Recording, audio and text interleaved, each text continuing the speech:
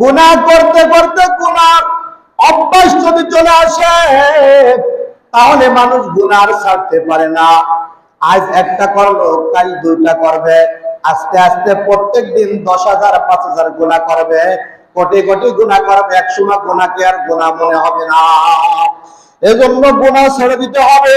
জিনা একবার করছে, তওবা করো, আর জীবনে জিনা করবা না। একবার চোখ দিয়ে বেগানা নারী দেখছো, আর দেখবা না। একবার চোখ দিয়ে মোবাইলের ভিতরে খারাপ ছবি দেখছো, আর দেখবা না। কারণ দেখতে দেখতে এমন হবে, অভ্যাস হয়ে যাবে, আর গুনাহ ছাড়তে পারবা না। এক সময় গুনার কারণে তোমার অন্তরের মৃত্যু হয়ে যাবে, আর ভালো আমল তুমি করতে পারবা না। তাই আল্লাহ পাক রব্বুল আলামিন বলেন, ওয়াদারু যাহিরাল ইসমি ওয়া বাতিনা। দেখা যায় গুনাহ ছেড়ে দাও, দেখা যায় না গুনাহ ছেড়ে দাও। যে গুনাহ প্রকাশ্যে করো সেটাও ছেড়ে দাও, যে গুনাহ গোপনে করো সেটাও ছেড়ে দাও।